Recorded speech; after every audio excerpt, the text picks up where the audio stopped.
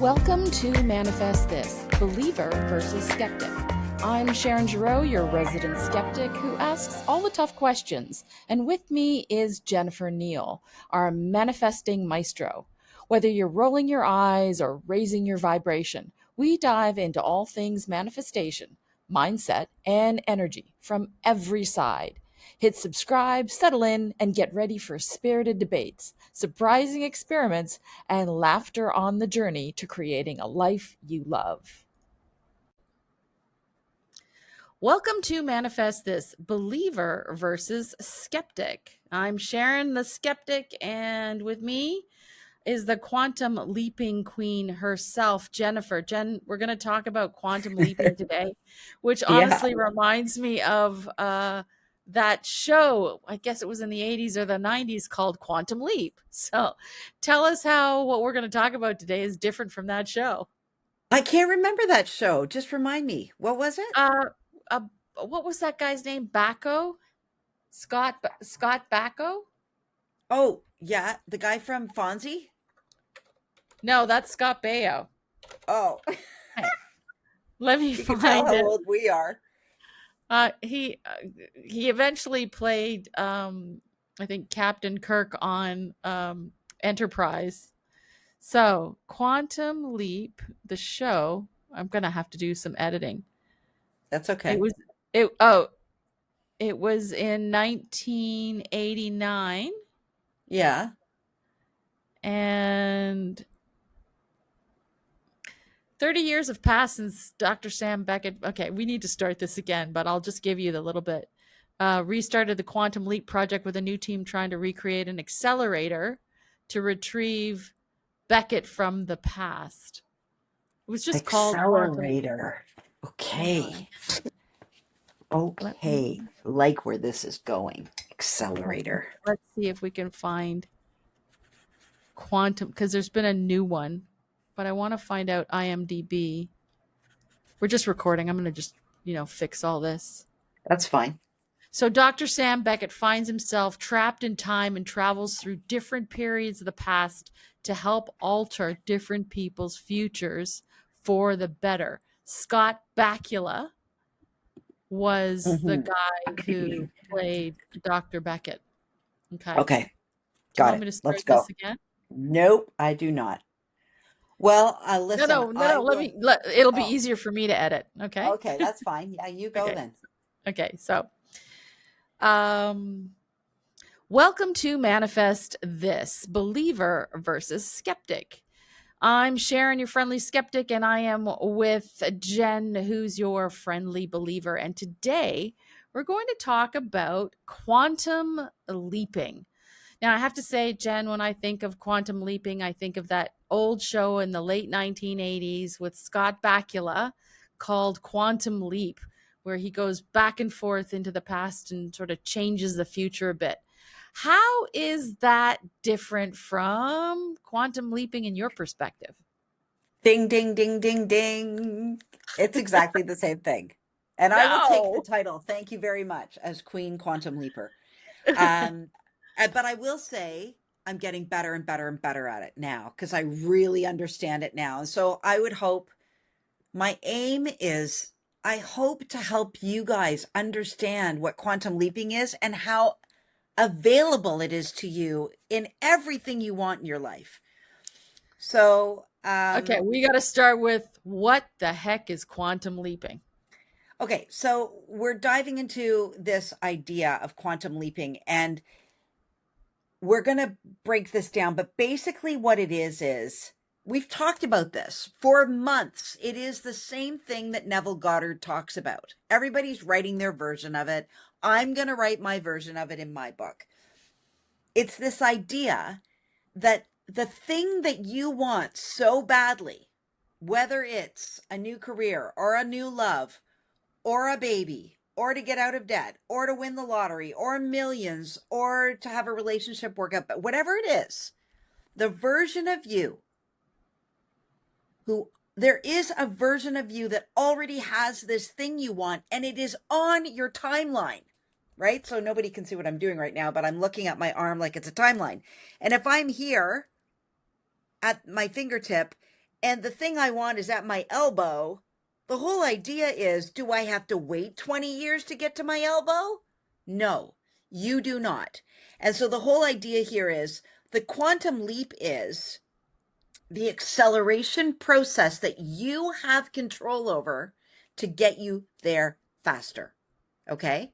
So it already exists energetically.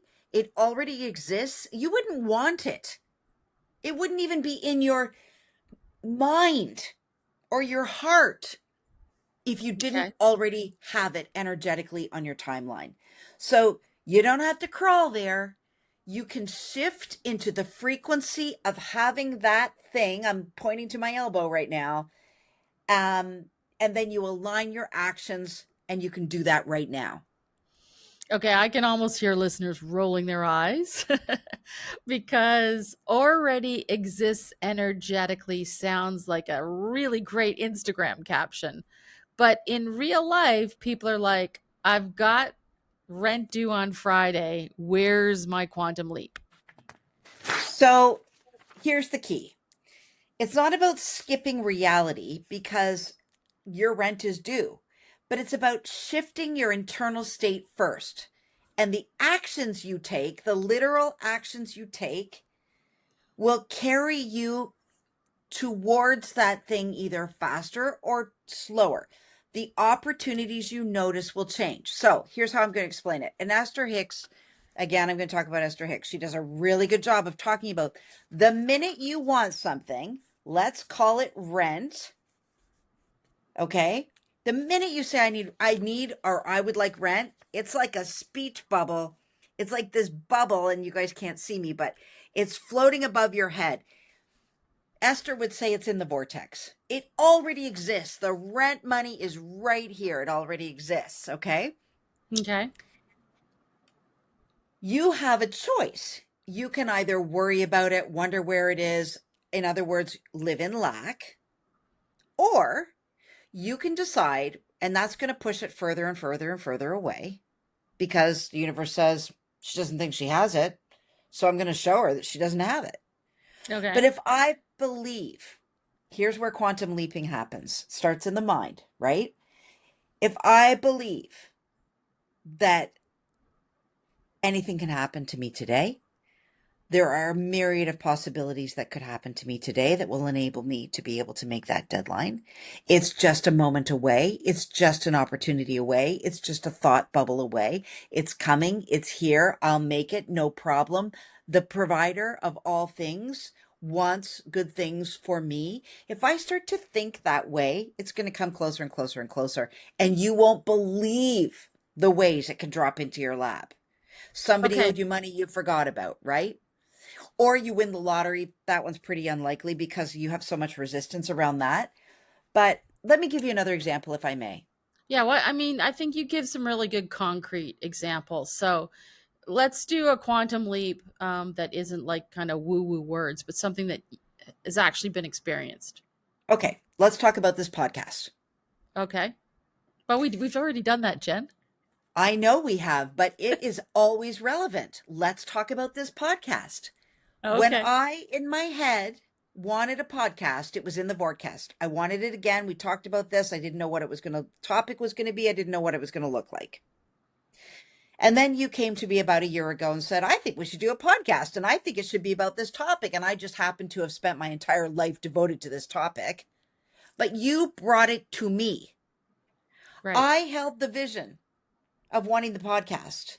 You brought it to me. I didn't even know that was coming, right? It came out of nowhere. But then you and I started showing up. Here's the action. You and I started showing up like we knew what we were doing. We didn't have an audience. We didn't have a download. We just started podcasting. And how many are we into today, Sharon? 505. 505 downloads. How many podcasts have we done? Ooh, I think we're at 26? 24, 25. Yeah. Right. We have done a half a year's worth of podcasts. We were at 505. If we had sat back last September and said, well, I wonder how this is going to happen. I don't know what I'm doing. You don't know what you're doing. But you know what? We started doing the things that big podcasters do. And that's the point. We've quantum leaped in a year from nothing to something. Right. Does that make sense? Yeah, that totally makes sense. So just take a little breather here, Jen, for a second. I thought you were going to go into the story about the apple orchard and Oh, stuff you like want me that. to talk about that? Okay, totally. Yeah. Let's talk about that too. Okay, so let me do an intro again for that so we can do it. Okay. Okay, so why don't you give me something concrete, like something that's a quantum leap that isn't just woo woo words, like something we can actually wrap our heads around? Okay. So on Sunday, I was with a group of girlfriends. We decided we were going to e-bike to a winery. It was a big e-bike, 20 kilometers there, 20 kilometers back, uphill. I was worried about it. So at the last minute, I backed out of the biking part of it and I said, I'll meet you there with my pickup truck. Okay. Well, suffice it to say, my gut was on point because I ended up rescuing 3 of 6 bikers that day with my pickup truck. If I had biked with them, I couldn't have done that. But here's the point. One of the bikers who ended up ditching her bike and coming back with me from the winery said to me, "You think we could stop off and pick some apples in the apple orchard?" And I was like, "Sure." I didn't really want to, but I thought, whatever. Well, do you know? Neither one of us talked about it on the way home. And the route that we ended up going on the way home, there wasn't an apple orchard in sight. Okay. No Yep. apple orchards. So we get back home. Neither one of us says anything about it. She's forgotten about it. I've forgotten about it. We have another SOS call from another biker. "Could you come and pick me up?" She says. "I'm stuck at the corner of Concession Road 24 and 4 up in Collingwood." I'm like, "Sure." So the 2 of us get back in the truck. We go to pick her up. Guess what just happens to be at side road 24 and 4? Tell me. An apple orchard. Not just an apple orchard, but a beautiful, huge apple orchard with a self manned apple orchard little tiny store where all the apples were picked for us. They were in plastic bags with a price tag on it. All we had to do is tap our card and walk away with fresh apples. That's a quantum leap. We Okay. didn't even try to go there. We knew we had it in our mind. We didn't get attached to it. We let the story unfold. But guess what we got led to?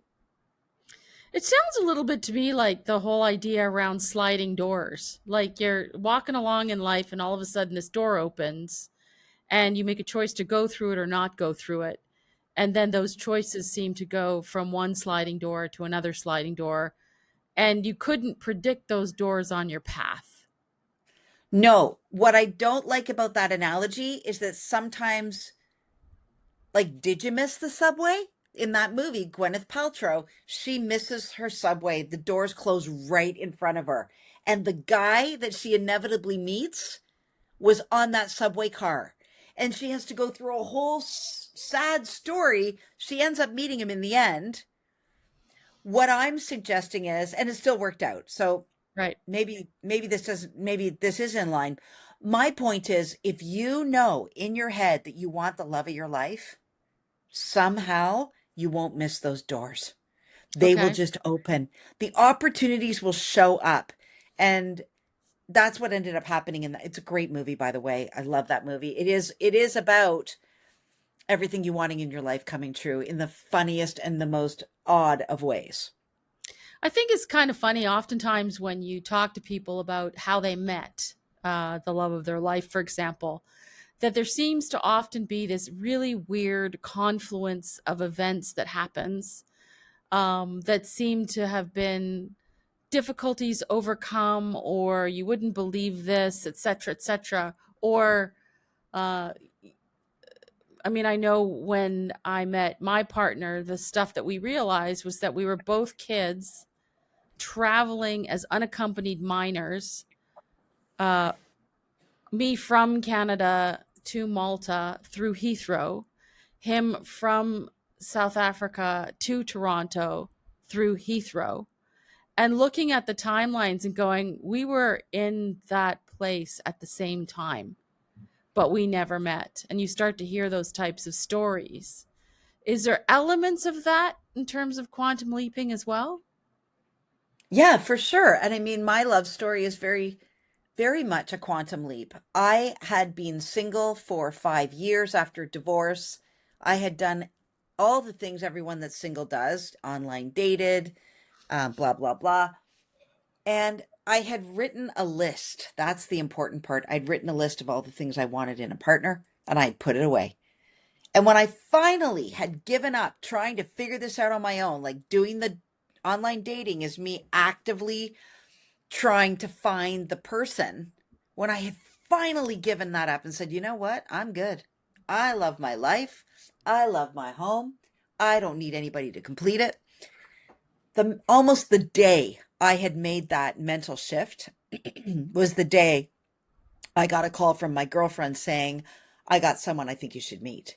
Right, And we can talk about that at length at some point, but he had a stroke. It didn't happen. It was COVID. It almost didn't happen, but she wouldn't let up. And when we finally met, we've been together 5 years now. Like he was the guy, right? right, And so back to your point, she had been friends with him for 13 years and I had right. never met him. And she's a good friend of mine. Like, Wow. what? She's just a slow good friend of yours because she didn't introduce you Totally. sooner. Totally. But interesting point. I'm glad you brought that up. Like, if you think about what source energy, God, inner being, spirit is doing to give you everything you want, like he was saying to me, Jen, you got to break up with that guy. And he was in a 4-year relationship. And it's like they had to go through their process to get to being single. And I had to go through my process. And like God's up there with like puppeteer strings going, oh, I got to make this and I got to shift that. And then she's going to go there. Do you remember those games when we were little? They Yeah. were like, you got them in a stocking and they were a little square and they had like 9 tiles in them, but one tile was missing. And Yep. you had to move the tiles to get the picture to form in the end. And how many of us, we never did it. But that's what God's doing all the time, shifting the tiles to give you what you want. So, what I'm hearing is not just sort of the manifestation and making it and waiting for it to happen, but also the preparation work that needs to occur in order for those quantum leaps to happen as well.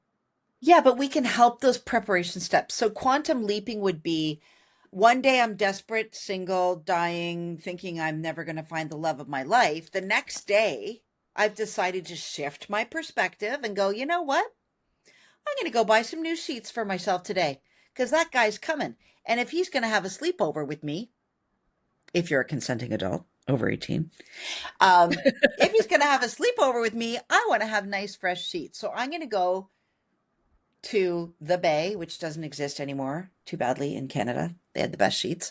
I'm going to go buy some awesome Egyptian cotton sheets and I'm going to freshen up my bed because that guy's coming. And Right. guess what happens? You meet someone, you need the sheets. Okay, so people who are taking action and they're networking and they're applying and they're hustling and it's still not working. So are you saying that it's because they didn't believe enough? Because that sounds a little bit like blame. Yeah, I'm not, no, there's no blame here, right? There's no blame. What is it people say? No judgment. This is judgment free.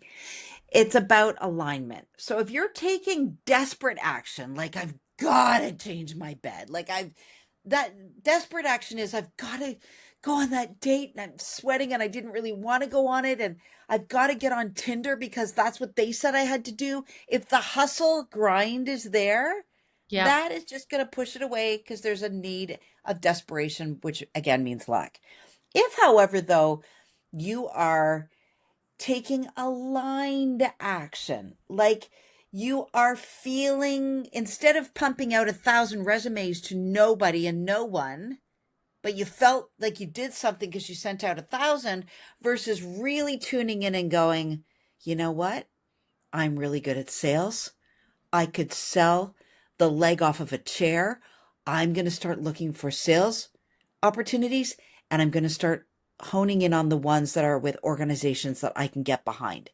And then when they show up, sending the resume, then that's aligned action. You're much more likely to land that job than by doing what I call praying and spraying, which is 1,000 resumes or 1,000 cold calls. Doesn't matter, Right. everywhere. So it's the difference between frantic hustle versus grounded, inspired action. Totally. 100%. Okay. One is calm, one is calm, one is confident, one uh is expectant, Okay. and one is reaching and desperate and lonely and worried. And again, you got to decide who does that person want to hang out with? Right. Confident and knowing, or desperate and worried? And the quantum leap is really just a way of saying change how you see yourself, act from that identity, and the results would shift faster than you expect it to. Yeah. Anyone that's listening, your desire is already in the vortex, as Esther would say, or I like to think of it as it's out there. Right. You have put it into the ether, and the ether eventually creates things. So once you put that idea out there, the spark is out there, the idea is out there, and you are already broadcasting. The leap is deciding to tune in and live from that now. So, for example, again, back to podcasting. If I want to be a famous podcaster, when I podcast, I imagine millions of listeners. Well, that's fantastic. So I might not be able to promise that I'll leap, but I'll certainly dip a toe in. That's a start. Yeah. So, thanks for hanging out with us today, guys. Quantum leaping is a big topic. I think we're going to go, we're going to touch on it forever in this podcast. But if the conversation gave you a spark, share it with a friend, a believer, or a skeptic. We'll take those around here too, because we want to convert you. And we'll see you next time. Thank you very much for listening to Manifest This, Believer versus Skeptic. And again, thanks to Jennifer for this quantum leaping that we've experienced today and those millions of listeners who are out there. Bye for now. Okay. Thanks for tuning in to Manifest This, Believer versus Skeptic. If you enjoyed today's conversation, share it with a friend, believer or skeptic. And don't forget to leave us a review so others can join in the debate. Plus, check out Jennifer's TikTok account, Manifestation RX, where she writes daily prescriptions for manifesting your dreams. Think practical tips with a dash of magic. We love hearing your questions and stories, so tell us what you're manifesting or questioning this week. Until next time, keep an open mind and maybe manifest a little magic.